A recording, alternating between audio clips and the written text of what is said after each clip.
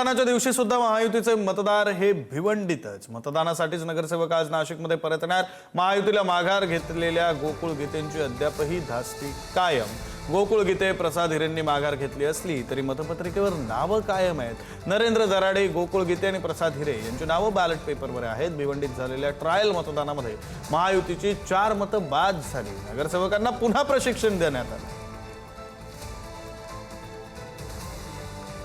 अमरावती विधान परिषद निवडणुकीमध्ये काँग्रेसची तटस्थ भूमिका। काँग्रेसचे 17 नगरसेवक मतदान करणार नाहीत।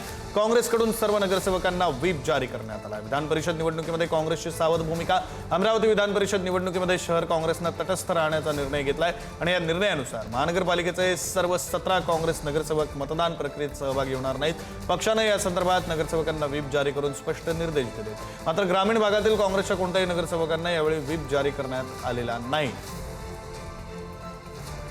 आपले प्रतिनिधी छगन जाधव या संदर्भातली माहिती देत आहेत। छगन, नक्कीच विक्रांत, स्थानिक स्वराज्य संस्था निवडणुकीच्या पार्श्वभूमीवर अमरावतीमध्ये अनेक नाट्यमय घडामोडी पाहायला मिळाल्या होत्या। काँग्रेसचे उमेदवार हर्षजित देशमुख यांनी आपला उमेदवारी अर्ज दाखल केल्यानंतर ते अचानक मतदारसंघातून गायब झालेले होते आणि अचानक ते एका खासगी रुग्णालयात उपचार घेत असताना दिसले। त्यानंतर ते प्रचाराला देखील फिरकले नाही। त्यामुळे काँग्रेसमध्ये खलबत चालू झालेली होती। अखेर 3 दिवस काँग्रेसच्या बैठका चालल्या आणि शेवटच्या दिवशी त्यांनी बैठक घेऊन काँग्रेस स्वतः ठाम राहणार असा एक निर्धार केलेला होता। कारण अनेकदा वंचितला पाठिंबा देणार अशा पद्धतीच्या चर्चा ज्या होत्या त्या राजकीय वर्तुळात सुरू होत्या।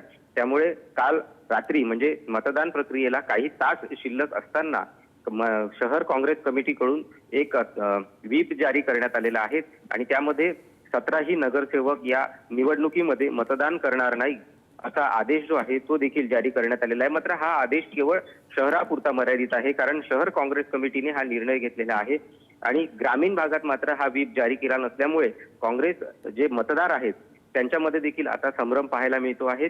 नेमकं मतदान कोणाला करायचं अशा पद्धतीच्या चर्चा ज्या आहेत काँग्रेस उमेदवार मतदारांकडून आपल्याला या ठिकाणी पाहायला मिळते आहेत। तत्पूर्वी जर बघितलं तर 3 उमेदवार या निवडणुकीच्या रिंगणात आहेत। भाजपकडून प्रवीण पोटे, काँग्रेसकडून हर्षजित देशमुख आणि वंचित बहुजन आघाडीकडून निलेश विश्वकर्मा। तर आज या तिघांचंही भाग्य आज मतपेटीत बंद होणार आहे। त्यामुळे आता बाजी कोण मारणार याकडे आता सगळ्यांचं लक्ष लागलेलं आहे। धन्यवाद छगन दिलेल्या या सगळ्या माहितीसाठी।